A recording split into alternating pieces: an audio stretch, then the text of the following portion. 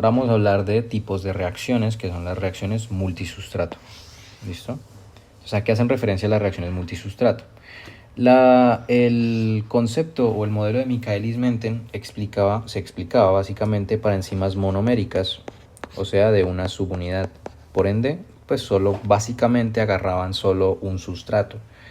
Pero lo que sucede es que también, y es demasiado común, las reacciones multisustrato. Entonces, las reacciones multisustrato hacen referencia a, como su nombre lo indica, que son reacciones que toman más de un sustrato. Entonces tenemos si mal no recuerdo, tres tipos de reacciones multisustrato que las voy a explicar a continuación. Estas diapositivas son tomadas de Strayer y de la clase del Dr. Lukumi. Entonces, pues nada, ahí la cita. La primera reacción es el ordenado secuencial. El ordenado secuencial, como su nombre lo dice, tiene un orden y tiene una secuencia. Es decir, entra de determinada manera y tiene una secuencia ejecutable para salir de determinada manera. Entonces primero centrémonos en esta imagen de acá, que es la reacción que conocemos mucho y que se las había explicado antes en el tipo de oxidorreducción, que de piruvato pasamos a lactato, ¿listo? Mediante una enzima de oxidorreducción o oxidorreductasa. Entonces en este punto tenemos básicamente lo que es el NADH, ¿listo? Tenemos lo que es el piruvato y tenemos lo que sería la reacción y el producto. ¿Listo? Entonces la enzima, que la enzima pues no se ve acá, digamos que está la enzima va a agarrar primero determinado sustrato, luego determinado sustrato, el número 2, para luego convertirlo en determinado producto 1 y determinado producto 2. Entonces acá se logra explicar de mejor manera. La línea horizontal que estamos viendo así en línea recta hace referencia a la enzima. ¿Listo? Entonces todo esto es la enzima. Y como es ordenado y secuencial, debe primero entrar el NADH, ¿listo? Para luego poder entrar el piruvato.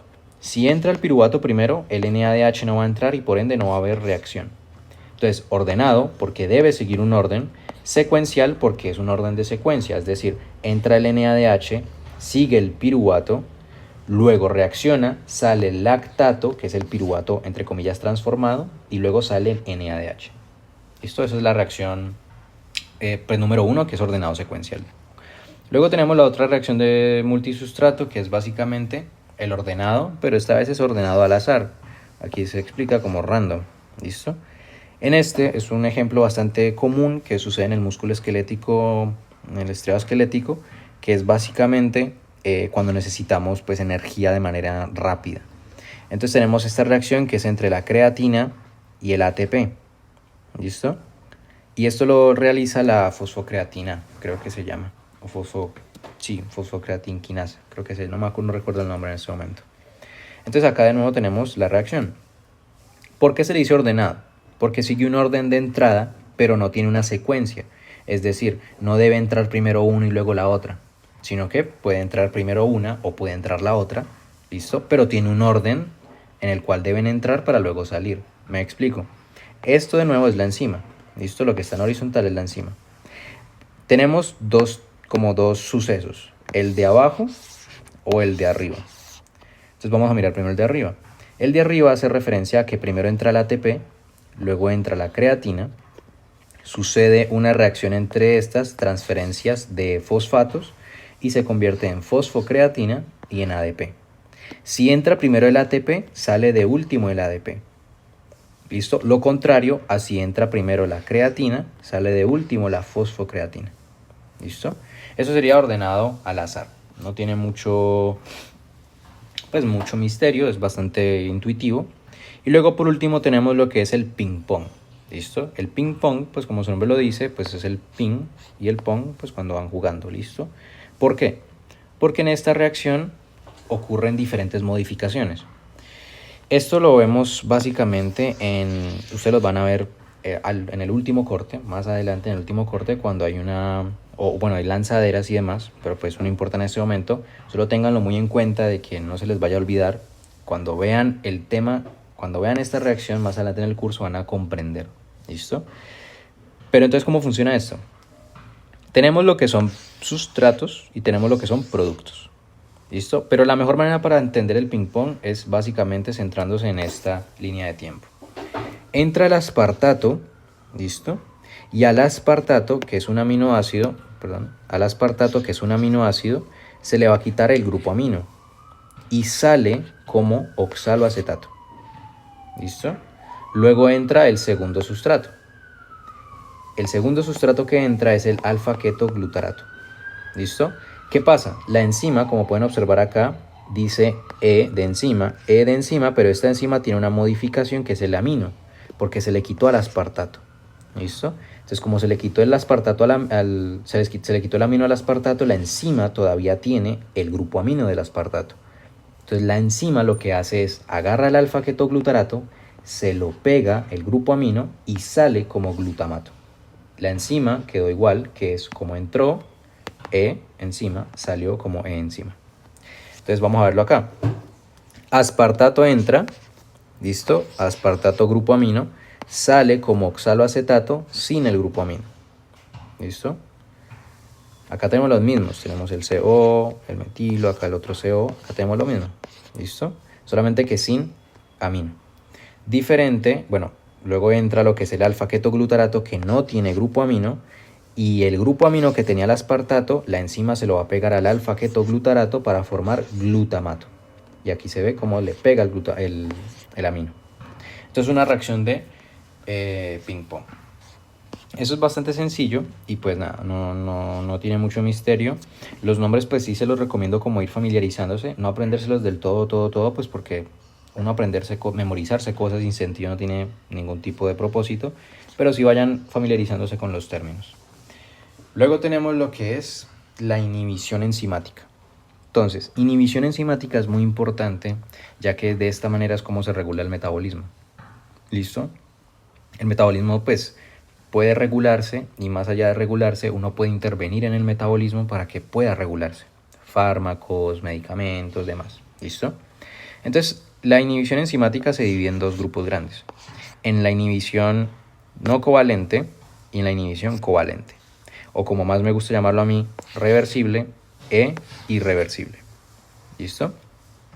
No covalente básicamente son los tipos de enlaces que hay, puentes de hidrógeno y demás, que son básicamente reversibles. Y entre estos hay tres subtipos, que son competitiva, incompetitiva y no competitiva. ¿Listo? Luego tenemos los irreversibles, que es de grupo específico, sustrato análogo e inhibidor, que por motivos de YouTube no puedo decir la palabra porque luego me bajan el video y pues no lo puede ver todo el mundo, que pues le voy a llamar autoinhibidor. ¿Listo? Que en la diapositiva ustedes van a saber cómo se llama. Acá tenemos lo mismo que le tenía escrito arriba, los tengo acá, solo que esta es la diapositiva. No covalente o reversibles, competitivo, incompetitivo y no competitivo, o acompetitivo. Y los irreversibles, grupo específico, sustrato análogo y autoinhibitorio. Y hay un cuarto que se llama el estado de transición análogo también. ¿Listo? Entonces, ¿cómo funciona esto? Vamos a hablar primero de los no covalentes o los reversibles competitivos. ¿Listo? Entonces, como su nombre lo dice, pues son competitivos. Y como son competitivos, van a competir ¿contra quién? Van a competir contra el sustrato. Entonces tenemos la enzima en amarillo y tenemos el sustrato en verde. Como es competitivo, van a competir ¿por quién? Van a competir por el sitio activo. Y como van a competir por el sitio activo, este inhibidor competitivo tiene que parecerse extremadamente al sustrato. Entonces por eso observen cómo encajan de manera casi perfecta, ¿listo? Y son casi iguales. Entonces, ¿qué sucede acá? En este punto, y esta imagen me gusta bastante porque explica mucho esto. Entonces tenemos lo que es la enzima, tenemos el sustrato, formación complejo enzima-sustrato, descomposición enzima-producto. ¿Listo? Esta es la misma reacción que hemos venido viendo todo este tiempo. Pero ¿qué pasa? Le añadimos otro cachito y este cachito hace referencia ¿a qué? Este cachito hace referencia básicamente a cómo funciona el inhibidor. Entonces, enzima-sustrato puede irse por esta ruta o puede desviarse, ya que la enzima interacciona con el inhibidor, ya que es un inhibidor competitivo. Entonces, o la enzima elige al sustrato o elige al inhibidor. ¿Listo? Entonces, si elige al inhibidor, entonces se forma el complejo enzima-inhibidor. Pero como es una inhibición reversible o temporal o no covalente, Este inhibidor no va a durar mucho, se separa y luego el sustrato se une a la enzima y forma el complejo enzima-sustrato. Y ahí ya se forma la enzima y el producto. ¿Listo? Entonces, ¿qué sucede en este punto? Hay unas constantes, y esto tienen que tenerlo muy en cuenta, y que las constantes alteradas, ¿listo?, van a ser las siguientes, y esto se lo tienen que aprender full. Km, o sea, la afinidad. La afinidad, ¿qué va a pasar? Va a aumentar, o sea que se afecta. ¿Por qué se afecta?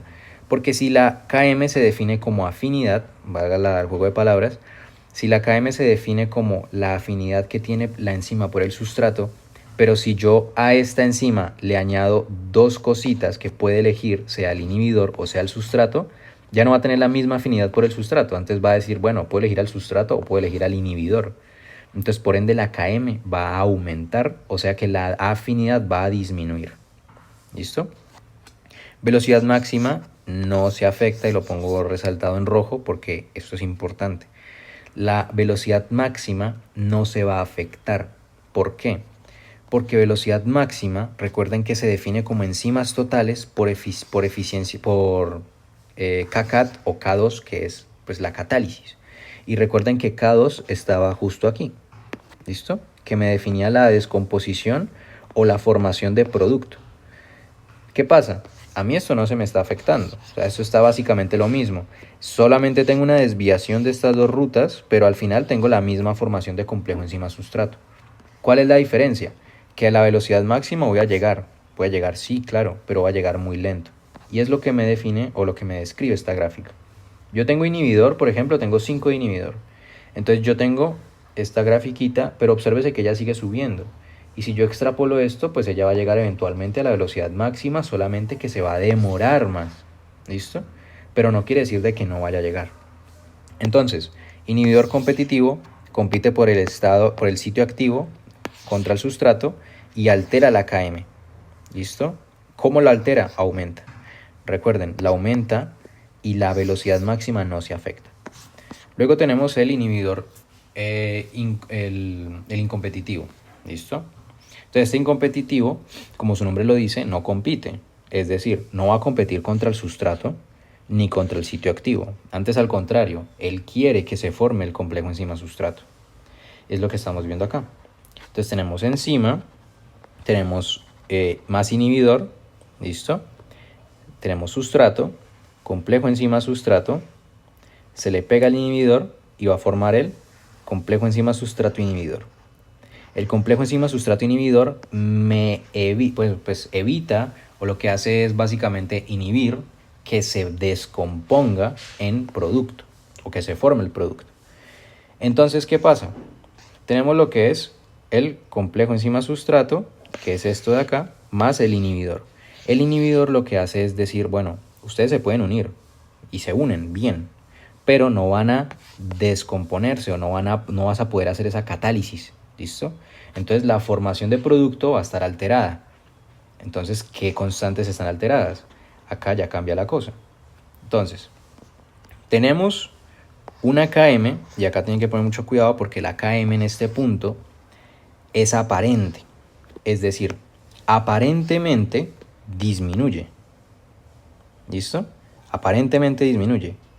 Y como aparentemente disminuye, hace referencia a que se vuelve más afín. ¿Listo?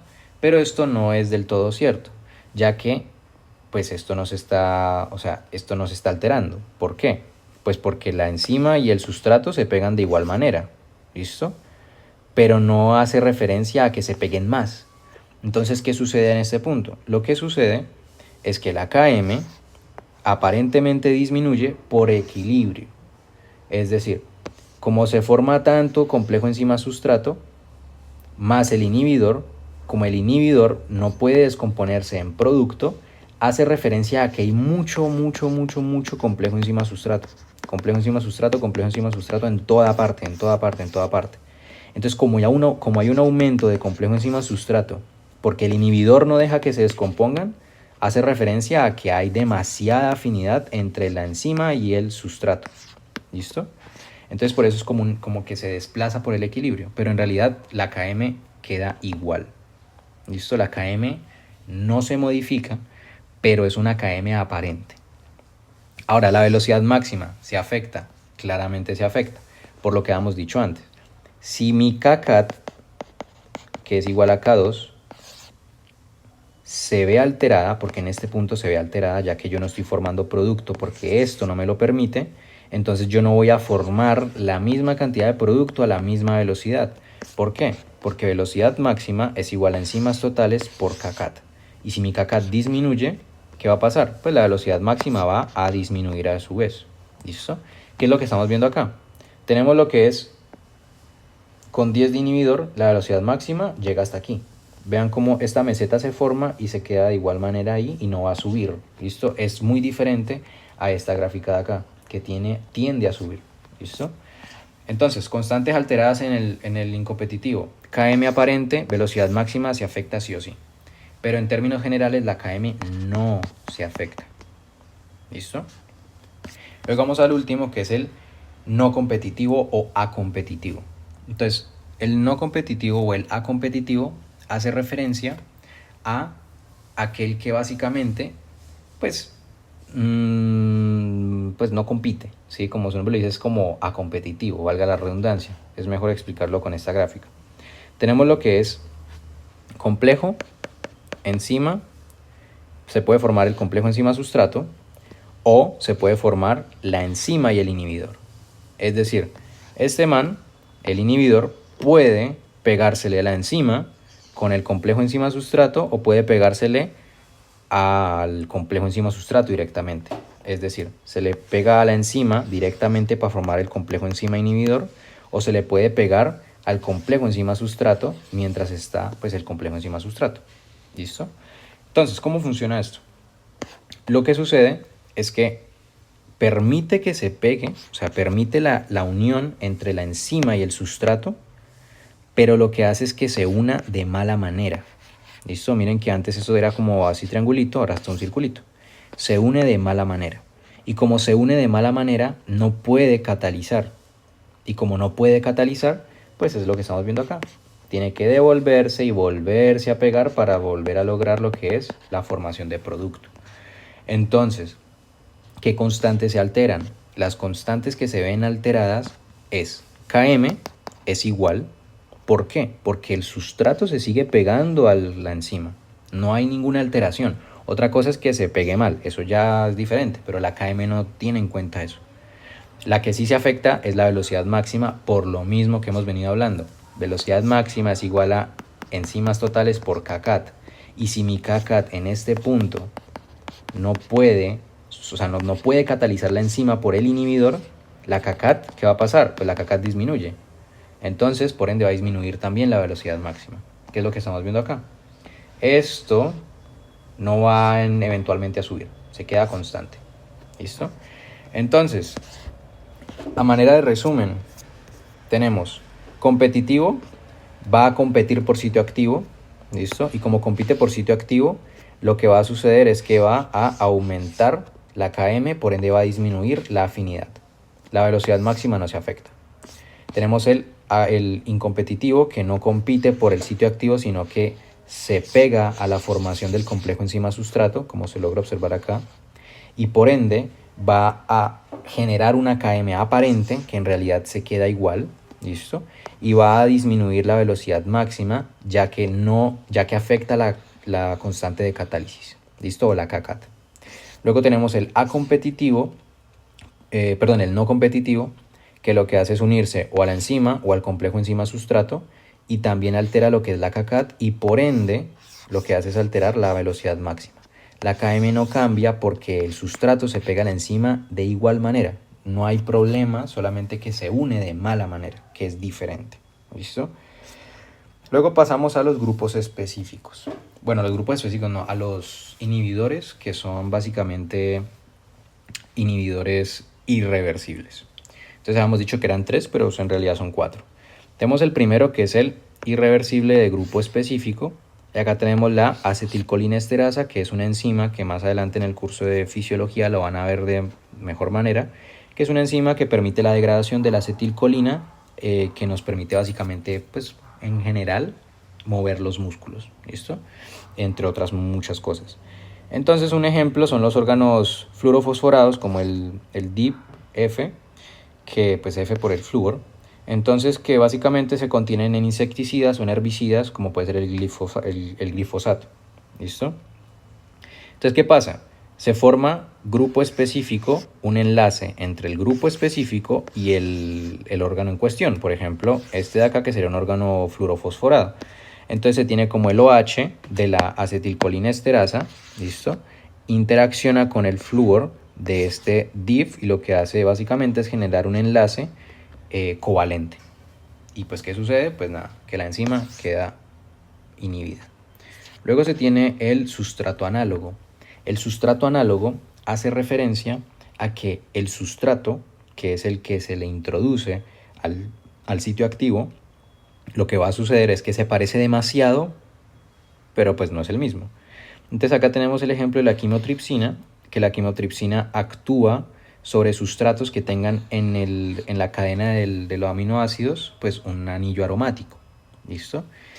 Como el ejemplo, este sería el sustrato natural de lo que sería la quimotripsina, o sea, esto sucede de manera normal, y este es el TPCK, que es un tipo de molécula que se parece demasiado, pero pues que no es lo mismo. Entonces lo que sucede es que la enzima, pues en su falta de conciencia, porque pues no es un ente, lo que sucede es que pues por mera aleatoriedad se le pega al sitio activo, interacciona con este anillo aromático, pero se le olvidó este otro trozo y por ende queda inhibida. Luego tenemos el autoinhibitorio, que es básicamente la enzima. Lo que sucede es que agarra una molécula que no es tóxica, ¿listo? Y la enzima, en su afán de catalizar lo que sea, la convierte en una molécula tóxica y por ende se inhibe a sí misma. Por eso es autoinhibitoria o pues como ahí logran observar el otro nombre. ¿Listo? Y luego tenemos el último, el cuarto, que era el que no estaba en la lista, que es el estado de transición análogo. Y cabe recalcar que si tenemos la enzima lo que básicamente su propósito es estabilizar el estado de transición. Y si a ella le dan la opción de elegir entre un sustrato y un estado de transición, ella prefiere el estado de transición porque está más cerca de convertirse en producto. Es el caso, por ejemplo, de cuando hacemos una isomerización de L-prolina a D-prolina. ¿Listo? Que las isomerasas son las número 5, recuerden. Entonces, de L-prolina a D-prolina. Y en este punto se forma un estado de transición plano. ¿Listo?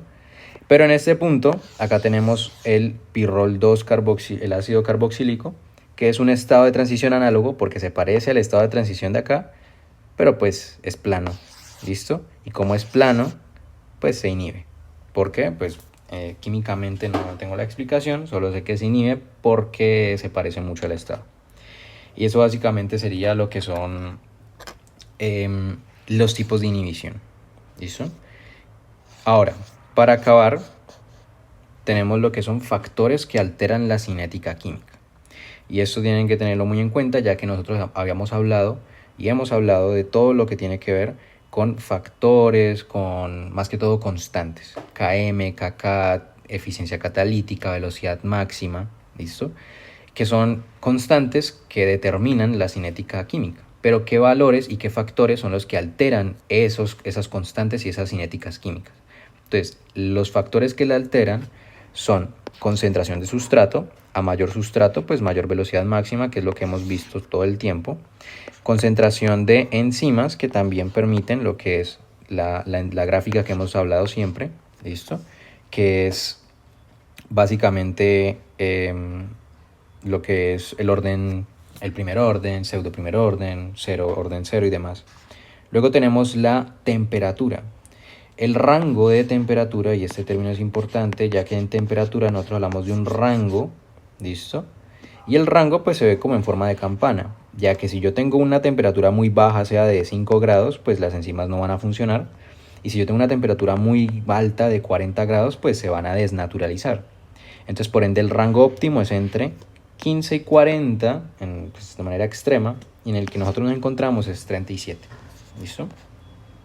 Luego, por último, tenemos el pH. Entonces, el pH es variable. Yo puedo tener un pH de 7 y que determinado grupo de enzimas funcionen bien en este punto, pero que si yo las pongo en un pH de 1, mueren. porque se desnaturalizan.